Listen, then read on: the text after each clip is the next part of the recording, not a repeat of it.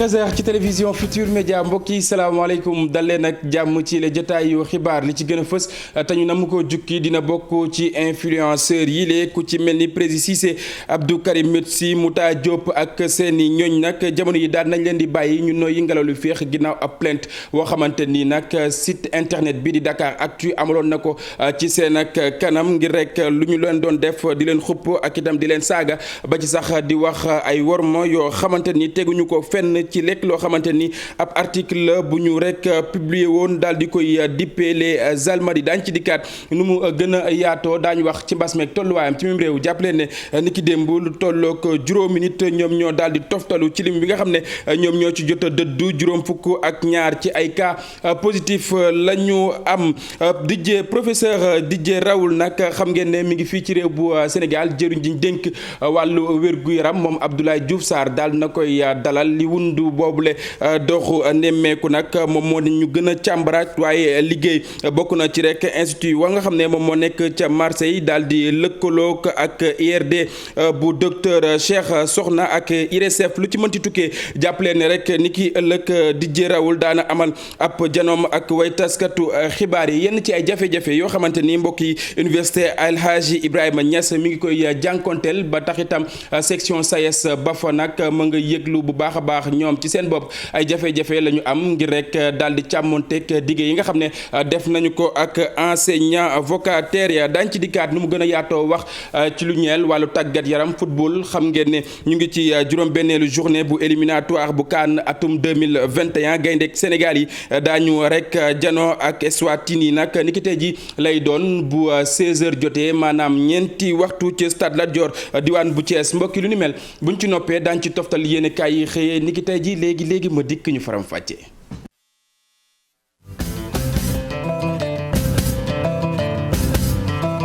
jërë ngeen jëf mbokk yi ñu nuyuwaat leen ci gën gi nuyu xibaar yi doori ko na nga xam ne noonu la ñu ko junjee woon influenceurs yi le ku ci mel ni Prési Cissé Abdou Karim Metsi Mouta Diop ak itam Abdou Guèye Dia nag ak seen i ay ñooñ jamono yi nag daal nañ leen di bàyyi ngelaw ñu nooy ngelaw lu feex xam ngeen ne dañ leen jàppoon ci altine wi lee ñu weesu ginnaaw ab plainte woo xamante ni site bi di Dakar Actu amaloon na ko li mu xamle moom moo di influenceurs yooyu ne dañ leen doon saaga di xutti seen ak worma waaye tam di leen xupp ginnaaw ab article woo xamante ni publié woon nañu ko di wax rek ne daañu jëlee li nga xam ne moom moo di Semer Holding fii nga xam ne moom moo di ci Almadies lu ni mel xam ngeen ne kii di Marcel Diagne moom moo ko moom ginnaaw ay njëkk yoo xamante ni daal nañ koy ñaan ci wàll wi lu ni mel tax na itam ki nga xam ne moom moo jiite Dakar Actu daal di rek teggi yoxoom ci plainte woowee nga xam ne defoon na ko daañ ci dikkaat nu mu gën a yaatoo ni ma leen ko doon junjee sànq mbas mi ak tolluwaayam ci mim réew jàpp leen ne ni ki démb juróomi doomi aadama ñoom ñoo daal di toftalu ci lim bi nga xam ne ñoom ñoo ci jot dëddu juróom fukk ak ñaar ci ay cas positif la ñu am ci junni ak ñeent fukk ci ay test yoo xamante ni def nañu ko duñu sori dañuy dem ca ministère de la santé fekki fa docteur Mamadou Ndiaye mi yoroon kàddu bés bi. ci junni ak juróom-ñaar fukk ak ñett test yi ñu def juróom fukk ak ñaar ñoo ci positif. ci positif yooyu am nañ ci fukk ak juróom-ñeenti cas contact mooy ñi jot ci mbas mi fekk dañoo jaxasoo woon ak ñu yor doomu jàngoro ji amuñ ci benn cas importé maanaam ku jóge bitim réew waaye am nañ ci fanweer ak ñett ñu tuddee cas communautaire ñooñu mooy ñu jot ci mbas mi fekk xamuñu fi ñu ko jëlee walla ki leen ko wàll ñooñu seen lim nii la tëddee ci Ndakaaru ak li ko wër am nañ fukk ak benn yu tëddee nii ñett ci Mariste benn ci Almadies benn Barak Cambérène Cité Mixa Diamniadio Kër Ndiaye Lo Sébikotane ak Yeumbeul ci région yi am nañ ci ñaar fukk ak ñaar yu tëddee nii juróom ci Kolda ñett ci Thiès ak Ziguinchor ñaar ci Matam ak Tamba benn ci Bounkiling Kédougou Xombol Saly Tasset Thiadiaye ak Thiénaba Seck téeméer ak juróom-ñett fukk ak juróom-ñetti malade ñu entré woon hôpital ak ñu doon topp ci biir kër yi wér nañu bés ni ki tey dinañu génn bu si yàlla àndee fanweeri malade ñoo nekk réanimation juróomi malade ñoo ñàkk seen bakkan bu su démb altine ñaar fukki fan ak juróom-ñeent ci weeru mars mi ñu nekk ñeneen ñi des hôpital ak malade yi nga xam ne ñu leen topp ci biir kër yi ñu ngi am tan ci bésu tey dalee ko ci kaw bu njëkk ba Sénégal wëññi na fanweeri junni ak juróom-ñett ak juróom-benn téeméer ak fukk ak juróom-ñett ci ñi nga xam ne jot nañ ci doomu jàngoro ji ci ñooñu fanweeri junni ak juróom-ñaar ak ñaar téeméer ak fukk ak fukk ak juróom-ñett wér nañ si junni ak ñeent fukk ak juróom-ñeent ñoo ñàkk seen bakkan mu des ci loxo docteur yi ak ci lalu hôpital yi ñett téeméer ak ñeent fukki malade ministère de la santé et de l'action sociale mu ngi ñaanal ñooñu génn àdduna yàlla xare leen àjjana di ñaanal ñooñu des hôpital ak malade yi nga xam ne ñu leen topp ci biir kër yi yàlla may leen tan ba ñu génn ak jàmm ministère de la santé et de l'action sociale mu ngi leen di xamal tamit bi campagne vaccination bi ñuy jagleel mbas mi dooree ba léegi ñi jot a ñàkk ñu ngi toll ci ñaar téeméer ak ñeent fukk ak juróom-ñaari junni yu teg juróom-ñaar téeméer ak juróom fukk ci Sénégal yépp ministère de la santé et de l'action sociale mu ngi woo askan wi ñu gën a sàmmonte ak digle yi ñuy joxe bés bu nekk di leen wax na ngeen aar seen bopp aar seeni njaboot aarale askan wi di bàyyi xel ci mbir mi di sol seeni masque ni mu ware masque dafa war a muur gémmiñ ak bakkan di raxas seeni loxo saa su nekk ndox ak saabu wala di jëfandikoo gel yu ànd ak qualité ñi war a ñàkku tamit ñu ngi leen di ñaan ñu dem ci bërëbu ñàkkukaay yi bu ñàkkoo ba pare nañu denc seen carte bañ a fàtte seen rendez-vous pour mun a tollante vaccination bi. Professeur Didier Raoult xam ngeen ne boobaak léegi mi ngi fii ci réew bu Sénégal nag ay fan a ngi ni jëriñ ji ñu dénk wàllu wér-gu-yaram moom Abdoulaye Diouf Sarr daal dina koy dalal infectiologue français boobee nga xam ne fii ci réew bu Sénégal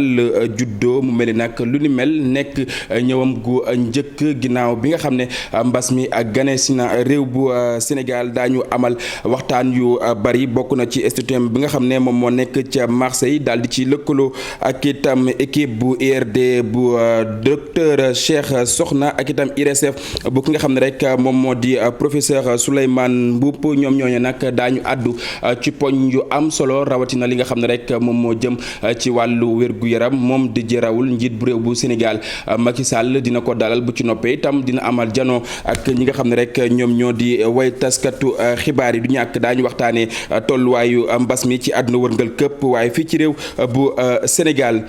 njiit bu bokk moomeel bu Malicounda moom Maguette Sène nag jamono yi xam ngeen ne ñeenti way kër docteur ma ngi koy amal ca diwaan bu Malicounda lim ca jublu bokk na ci askan wa saa yi ñu woppatee rek ngir daal di faju ci faju bu mucc ayib lu nu mel itam doon na loo xamante ni ñu bëri ci askan wa ñu ngi koy rafetlu bu baax a baax dañuy teewlu ay kàddoom moom ak suñu ndaw ya nga xam ne ñoom ñoo ñu teewal ca diwaan bu Mbour Abdourahmane Diallo.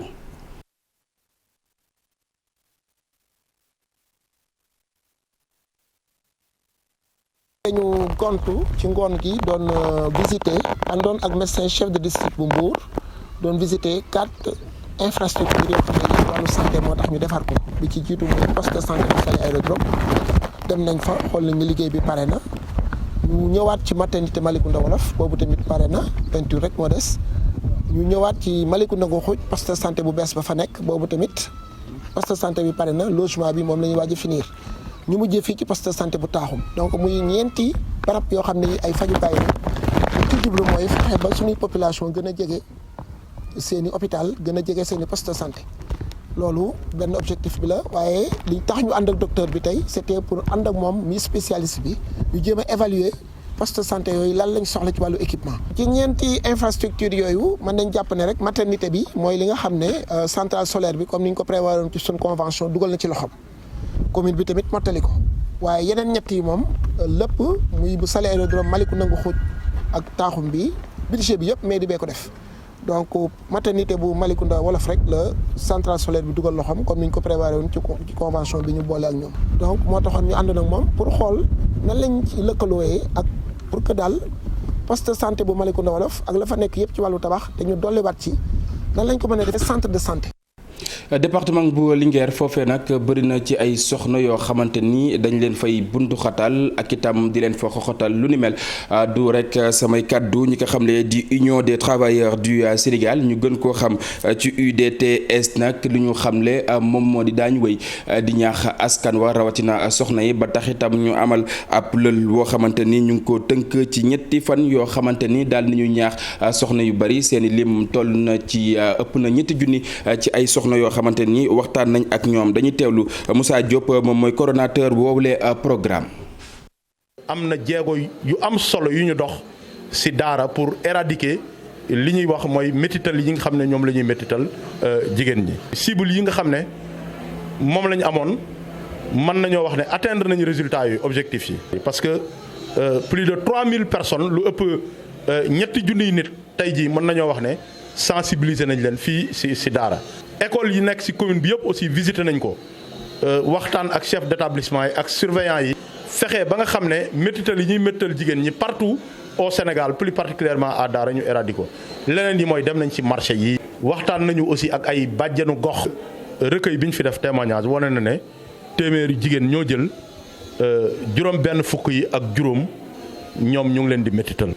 am na ñu ne li leen gën a métti mooy violence verbale. duma yi ñu leen di duma ci kër yi dóor yi ak yooyu di leen maltraité mais am na aussi ñu jàpp ne sàkku bi ñuy sàkku xale yi ak siif bi ñu leen di siif ci kër yi aussi ak feneen au niveau de la communauté nekk na ay réalité mais loolu rapport bi bu paree dinañ ko partager avec l'autorité municipale pour que ñu ànd ak autorité yooyu aussi man leen a conseiller pour ñu mën a jël ay mesures ba nga xam ne métital yi ñuy méttal jigéen ñi parce que li gën a am solo mooy réew bu ñu aaree suñuy jigéen protéger leen rek réew mi day dem kanam. bu jigéen demee ba nga xam ne amuñ dara lu leen metti ci biir société bi dañuy am un cadre familial apaisé te bu ñu amee un cadre familial apaisé dañuy am des communautés apaisées.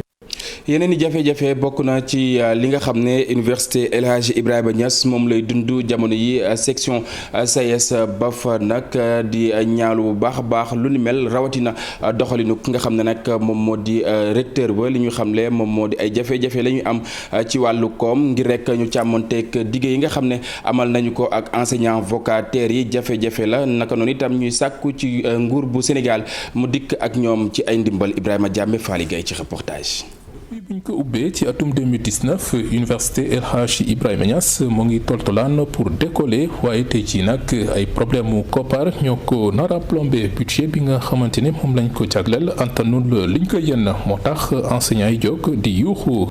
université boo xam ne dañ ko taxawal yàggul waaye dafa am ay jafe-jafe bi ci ëpp ci wàllu koppar la jëm maanaam li ko nguur gi di jox doyul ñu ngi jox à peu près 1 milliard 500 millions la ñu doon jox par at yu weesu yëpp ren ñu ngi jox 1 milliard 600 millions waaye suñuy bëgg-bëgg ak université bi mu ngand étudiants yaa ngi ñëw niveau licence yi ñu ngi yokk dafay laaj ñu yokkal ñu lu am solo moo ñu ko diggoon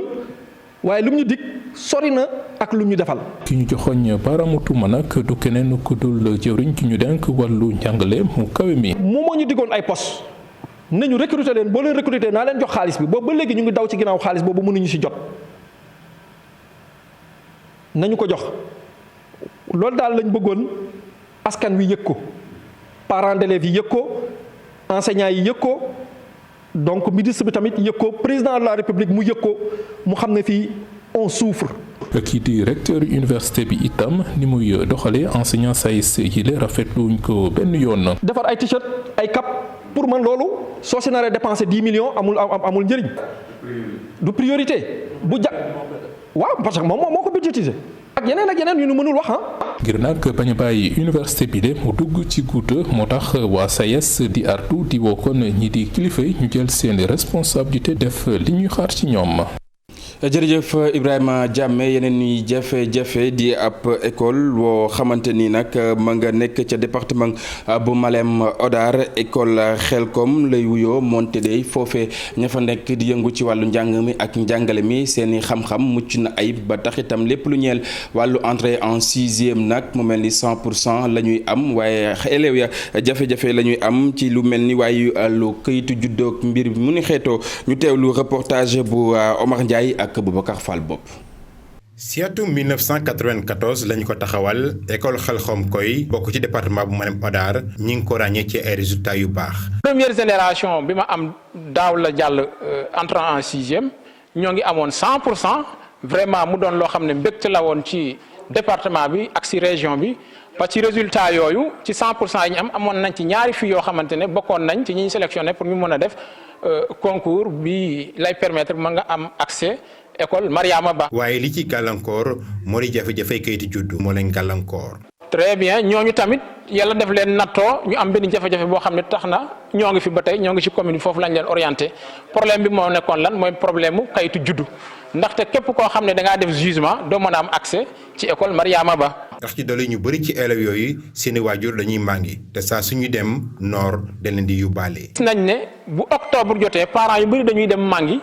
ba tax xale yi nga xam ne war nañ ñëw jàng si dañuy mujj a ànd ak ñoom. tekki ñeneen ñi bis bu ne bu ñu xëyee war a jàngi école dañuy dox juróom-ñaari kilomètres jàpp fukki kilomètres ngir mën a yegg école. bokk na ci. Dembaka, je viens du village de Helcom. Je marche 10 kilomètres pour aller à l'école. Oui, c'est très difficile. Je lève à 5 heures. Je m'appelle Boyaka, j'habite à Helcom Collier, 7 kilomètres. Je lève à 5 non, je viens par route, je viens à l'heure. ci na lool ndaxte am na xale yoo xam ne dañuy def ay fukki kilomètres di ñëw di jàng si fii di dox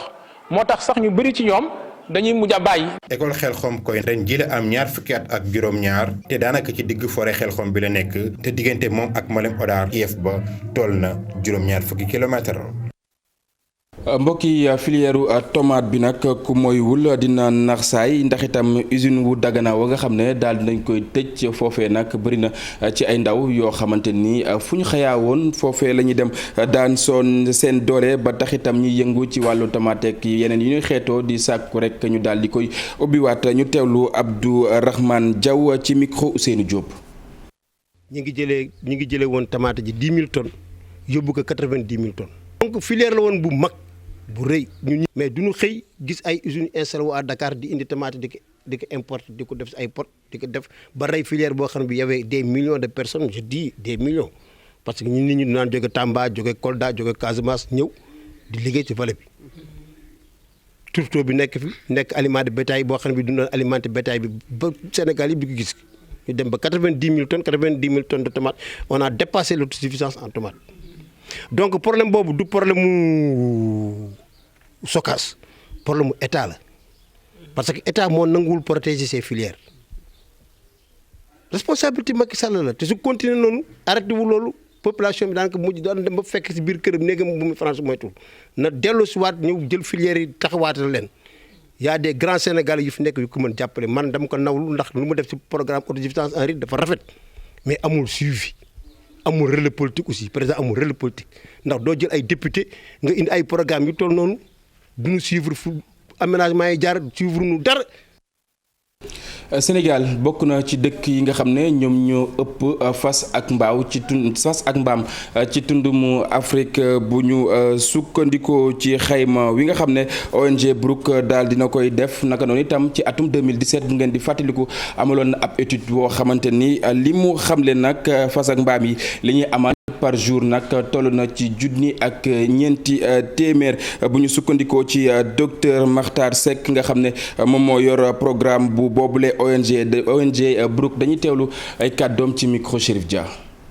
Sénégal il y a un peu plus de 500 000 chevaux donc 540 000 ci dernier recensement bi donc mbaam yi ils sont à peu près 470 000 donc loolu yëpp dafay andi koom bu bari. waaw mais donc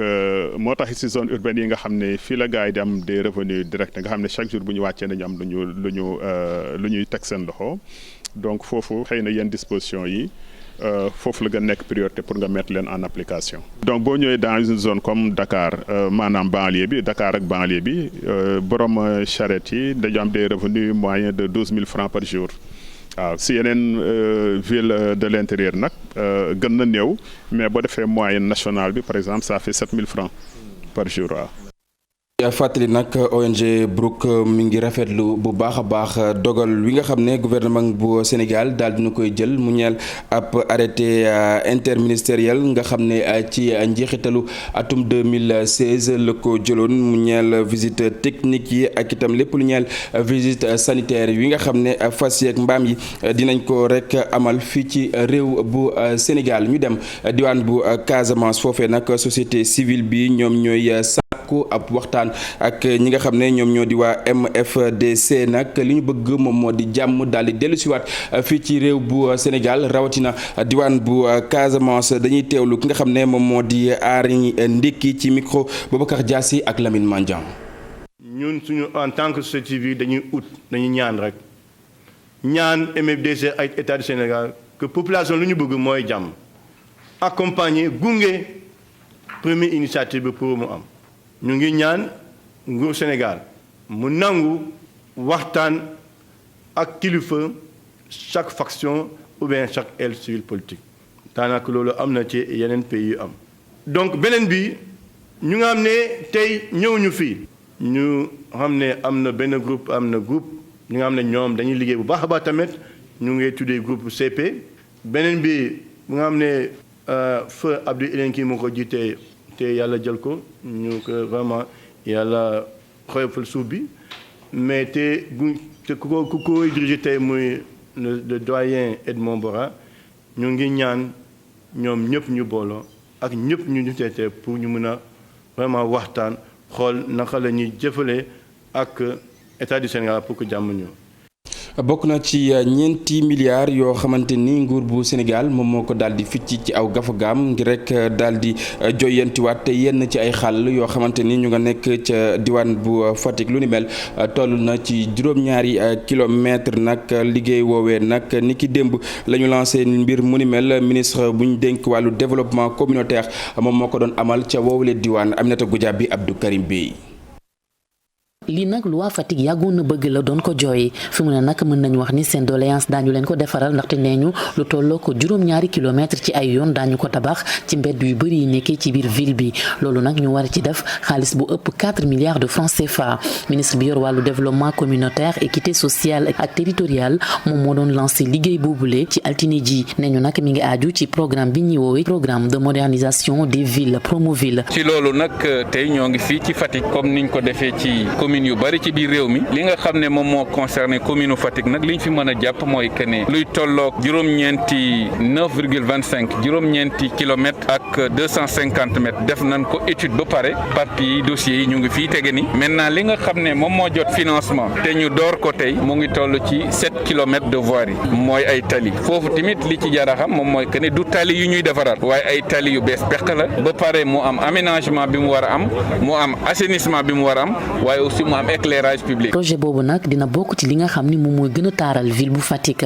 ndaxte nee ñu éclairage public bi ak itam système d'assainissement bi daañu ko gën a ñoŋal ci projet bu ni mel. te travaux yi day nekk loo xamante ne day changer xar kanamu Fatick fii ñu taxaw nii ndox la daan am suñu defee bretelle bu jóge fii dem ba émetteur tey kenn dootu wax waxu circulation ci biir Fatick parce que juróom-ñaari kilomètres foo ko def ci biir gox muy ay kilomètres yu bees ci tali xar kanamu dëkk boobu changer nga ko complètement li gën a am solo mooy du tali rek la ñuy defar dañuy defar tali assainir ko ba pare def ci ay lampe ba mu leer. ministre bi yor wàllu développement communautaire de l'équité sociale et territoriale Samba Ndiobène Ka laata muy ñëw ci biir commune bu Fatick demoon na ca Djilor Saloum foofu nag mi ngi fa doon visiter ay chantier wu programme d'urgence de développement communautaire ñuy fàttali ne foofee daf ci am ay villages yoo xam ni dañoo tàmbale di fa indi courant te liggéey bi door na Djilor Saloum nag mi ngi féete ci département bu Foundiougne.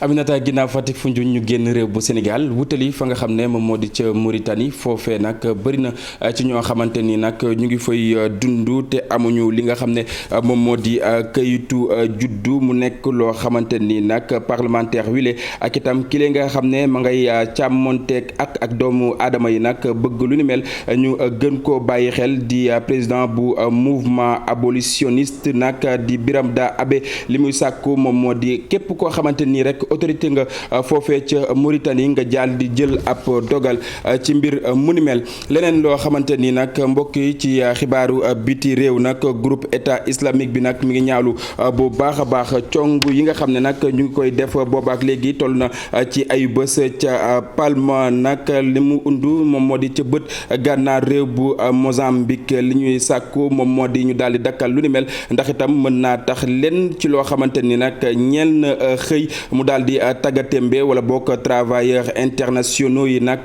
daal di dem maanaam ñi nga xam ne dañuy jóge ca biti réew di ñëw fa nga xam ne moom moo di ca diwaan bu Mozambique.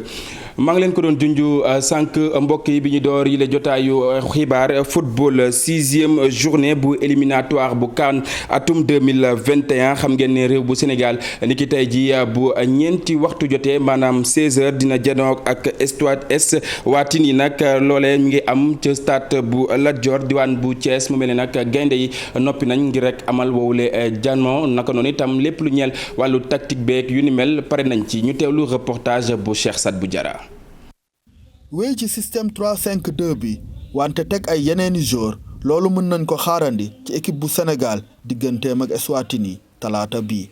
capitaine u gaynde yi di Kalidou Koulibaly jàpp nañ ni dina dellu si ci défense bi fi ñuy xaar itam góol bii di Seny Dieng ak ex-stoppeur bii di Abdoulaye Seck. Alassane Ndao Abdoulaye Sima Famara Diédhiou wala Mame Baba Thiam mën nañ yaakaar door jogante bi. Krépin Diatta ak Abdou Diallo ñoom seen teewaay wóoragul. Eswatini bi ñuy dajeel amal na miinanteem ak terrain bu stade Lat Dior bu Thiès ak ñaar fukki joueurs yi mu indi bëgg na am ndamam bu njëkk ci groupe I bi fekk ni Sénégal moom fas yéene na bañ a nërmeelu benn yoon ginnaaw bi mu amagum ñeenti ndam ak benn tembo. Congo bi nekk ci ñaareelu place bu groupe bi benn poñ rek lay wut ca Bissau ngir mën a dem ca CAN 2022 bi.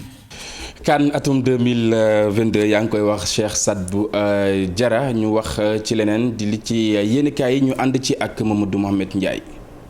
jërë ngeen jëf coronavirus bàjjo bi ñi mu rey ñuy dox ñu ëpp fuuf ñi mu rey ba ñu suuli leen l'observateur xëy sulli wax ji di ci waxtaan ak boroomi kër yu sonn lool ci mbas mi yéenekaay bi nañu ab enquête boo xam ne def nañu ko ci diggante weeru mars 2020 ak weeru février 2021 enquête ba wax na ne lu toll ci junniy liggéeykat ak ñaari téeméer ak fanweer ak juróom-benn dàq nañu leen fañ doon liggéeye ndax ña leen doon liggéey loo ñoo amee jafe-jafe ko mu di motif économique am na lu toll ci 16527 travailleurs yu ñu yóbbu chômage technique ñiy liggéey ci l'hôtel yi nag ñoo ca gën a dee ne lu mat junni ci ñoom ak téeméer ak fanweer ak juróom-ñaar dàq nañu leen ci lu tegewul ci yoon fayu ñu leen sax seeni droit liggéeykat yi mbas mi tax ñu ñàkk seenub liggéey am na ñenn ci ñoom ñu xëy di nittali ci l'observateur coono ak tonkook tumuranke gi ñuy dund am ci kenn ci ñoom ku ñu naan Massaer Gomes dëkk ca Cap Skirring am lu toll ci fanweeri at ak ñeent nee na jafe-jafe jamono tax na mook famille yépp nijaaye moo leen hébergé keneen di Thierno Ndiaye ne moom yàllaa ci jàpp ne dafa naroon a dof Medoune Sy di benn waay bu ne moom ci hôtel Terrou bi la doon liggéey def na fa ñeenti at bi ñu ko dàqee ci mbalit mi la mujj di liggéey doon ab technicien de surface moom waa ji mi nga xam ne ci biir yéenekaay bi ne